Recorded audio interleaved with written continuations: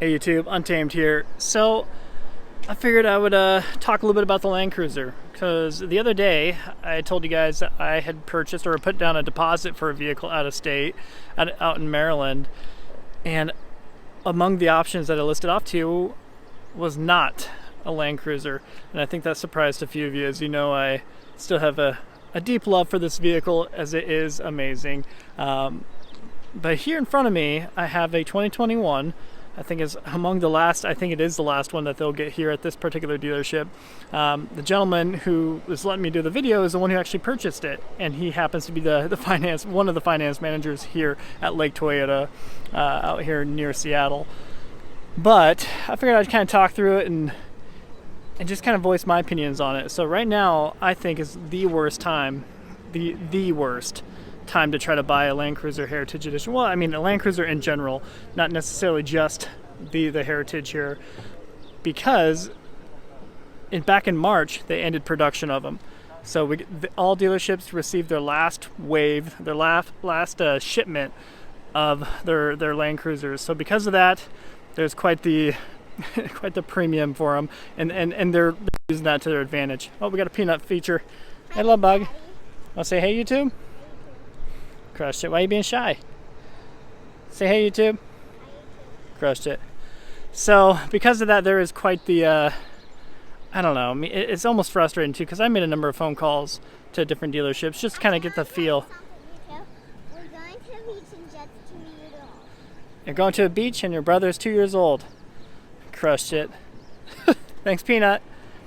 So, I mean, I called around to a number of dealerships, and they are all super firm on the price right now of MSRP. And you know, it's sad because a month and a half ago, you can get them still for about $7,000 under, $6,000 under if you looked hard. You know, if you looked and you can kind of did some digging, you'd be able to find them. And at very least $3,000 or $4,000 off MSRP was very common just a month ago. So it's kind of it's a shame for the folks who are trying to buy one right now, because you're going to have to fight and wrestle to try to get a good deal, or at least remotely a good deal, which sucks for people trying to buy one.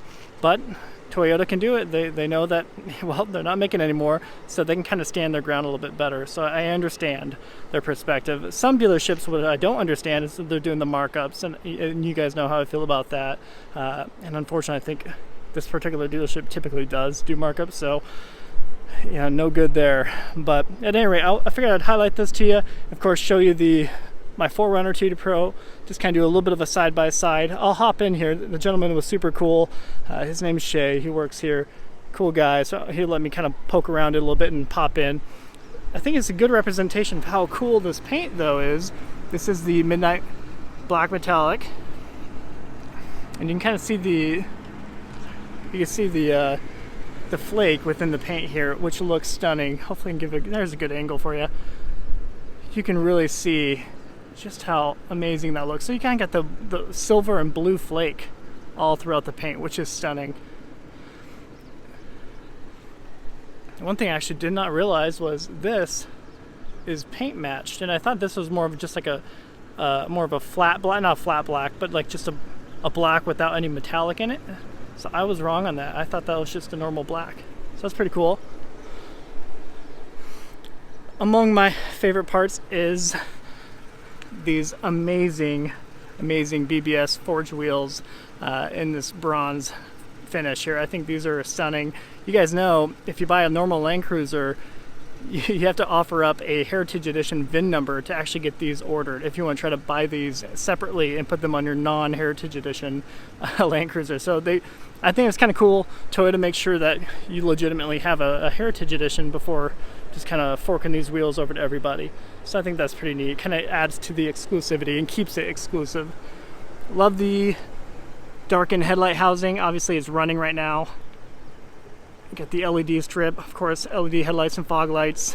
You guys know it really is a premium vehicle, and which is crazy for how old it is, right? I mean, back in, I think, what, 07 they introduced the 200 series.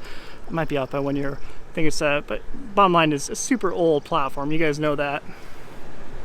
I do think that they should come with a little bit more aggressive tires, similar to the Tundra. The Tundra has the Michelins, which are garbage. Well, they're not garbage. No, wait, let me take that back. They're awesome performing tires, but just they don't look the part. They don't look the part for a TRD Pro, the most off-road focused vehicle that they offer, right? And same goes for this. I think they could do better there. At least offer up like Terra grapplers on it or something like that that look a little bit more aggressive. I love these headlight housing. I like the bronze finish. It's good lighting here. You can kind of see the flake within the front grille. I think that looks beautiful. And you know, Toyota Safety Sense, the adaptive, you know, the radar, the cruise control is within there. It doesn't have lane assist, but it does have lane departure alert, where it'll beep at you as you start venturing out of a lane. The one thing I never was a huge fan of is the rake of the vehicle. It's just how it dips down up front. So I would be, if I ever did end up getting another one of these, if I did, be quick to put that BP51 lift on it that will bump up the front about 1.5 inches. And not to mention improve the suspension feel and performance. Got the Yakima Mega Warrior roof basket, which we're all too familiar with at this point. Some people like it, some people think it's a little tacked on. I can see both points. And of course, you got the sunroof there too. Open it up.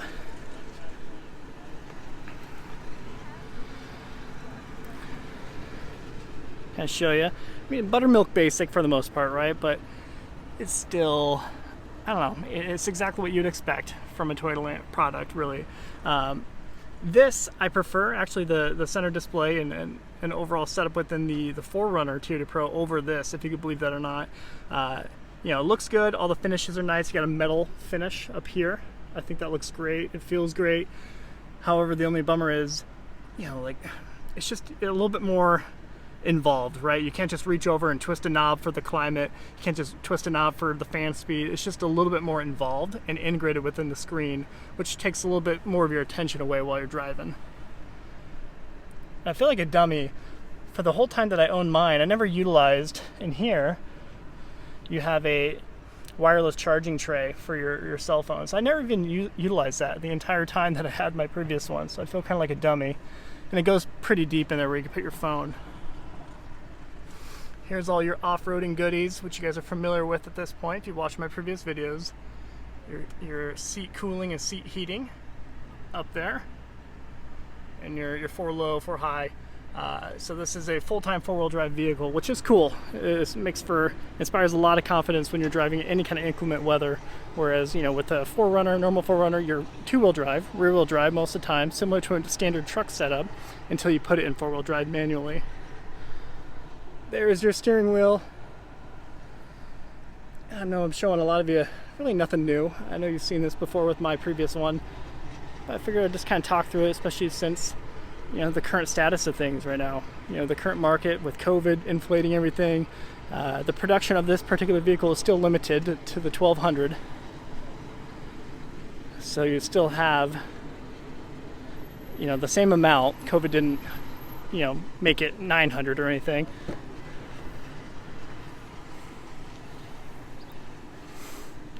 Tell you what though, gosh, it's a love-hate relationship with black vehicles. Like, this looks incredible. I'm happy you guys are kind of seeing it right in direct sunlight, because I think it is a pretty good representation of what you're getting. It really is stunning. But again, if you just look at it the wrong way or sneeze on it, you just developed 100 paint swirls in it. You know, I mean, that's just kind of the nature of the beast with black paint. But when it's fully cleaned up and polished up, it could be the best looking color. Show you this back here. Rear seat controls there, temperature and all that stuff, fan speed.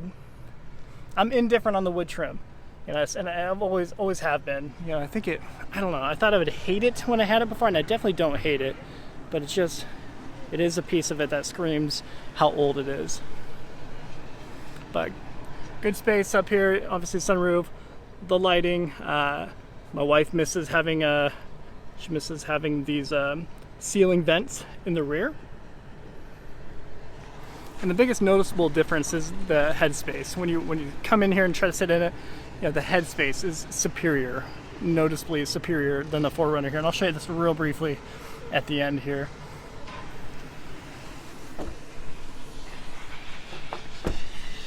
Got that sweet heritage badge back here that has been on them throughout the ages. Love that. Got the little lip spoiler, America. And I gotta admit, this whole rear end is something that has grown on me. If you guys remember from my previous videos, this was my single biggest gripe about the whole vehicle, appearance-wise, you know? And yeah, you can gripe about the fuel economy, blah, blah, blah, being 13, 14 miles per gallon. You can complain about that, but the reliability outweighs that heavily. You're spending more time at the pump, but far less time in the shop, right? But these tail lights is what bothered me most, is because, gosh, it just screams 2007, 2008, right? But I gotta admit, it has grown on me. And when you see them at night, the way that the LED lighting is integrated within these giant red things, it actually looks pretty good. They got beachfront property in a tent. That V8 badge, that 5.7 liter V8. I think this could have been integrated within there, but again, we're talking several years old of this platform. We'll wait for the very slow rear end to open up. So he did not get the third row seating, which admittedly, if I were to ever get another one, I would not get the third row seating either, just because it's cramped. And if you're a parent, you understand. For the non-parents out there, you always suggest, hey, why don't you just get a Land Cruiser again instead of the Sequoia?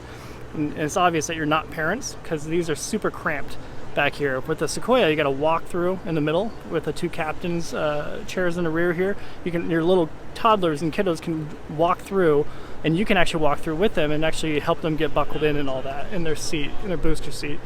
So Sequoia makes more sense by a long shot. So this is more of a release mechanism. It's not like a lever or it's not what's the word I'm looking for? It's more of an electronic release. I miss that by comparison to the 4Runner. Here's a little safety net, of course, back here to hold his stuff. But I love the space back here. This is phenomenal. You know, and again, that headroom is just far superior than the 4Runner here. So I'll do a real quick jaunt at the 4Runner for fun. Just do a real quick walk around to the 4Runner just to kind of give you in the same video. For anybody who's cross shopping, you can see both here. So, you know, size-wise, the Land Cruiser is absolutely bigger. You know, it's noticeably bigger. I think there's a lot of goodness to the 4Runner here when it comes to simplicity, and I think it's true. It's not the right way to say it. I don't really know if it's the right word, but it's more true to what Toyota has created. Originally the FJ and the Land Cruiser 4, they created it to be a very simplistic beast that is super reliable, and I think this is closer to that in its overall form compared to the Land Cruiser's current form, if you will. We got more of a single hatch back here. We're going to the beach again today, as you can see. I do like the fact that this one was spec'd with, you know, this rear cargo pull-out. You just pop that over and you can pull it. I don't want to avalanche that, but you can already tell though, just if you reference what I just showed you, you know, the headroom back here is way lower by comparison. It's still plenty big for dogs, and 9 out of 10 people will find this just plenty big. Towing capacity, you got 5,000 pound towing capacity, whereas I forget exactly off the top of my head, it might be, I think, 8,000 pounds. Don't quote me on that one. I don't remember off the top of my head what the towing capacity is for this. But at any rate, guys, I will wrap up the video there. Let me know what you think. Let me know what you would consider, especially in this market right now. You know, finding the 4Runner TRD Pro has always been an MSRP gig. You know, I mean, granted, you're always going to get dealerships trying to be greedy and sneak them up 5-10 grand markups, but you can typically still try to find them at MSRP, and that has been the case forever. Whereas this, you know, the reason why that they're getting rid of it in the States is kind of twofold. The fact that it's, you know, not very fuel efficient. You know, they've got this big burly V8. They're trying to do away with that. We get that.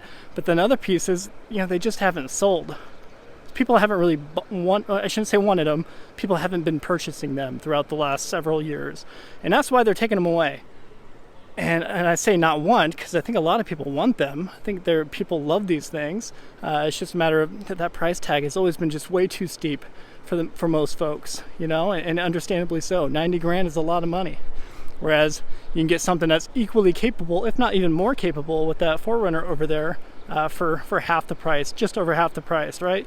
So it makes more sense to get that 4Runner between the two. But again, if you are the type who is not like me, and you buy a vehicle to run it till the wheels fall off for 20 years, this is your pick. You know, you can drive this for 20, 25 years and no kidding, have it not fall apart on you. So I've heard this video way too long, but again, you know, shout out to Shay here at Lake City Toyota out here near Seattle. Appreciate him letting me check this out, and hopefully you guys found this video useful. Appreciate you watching as always. Till next time.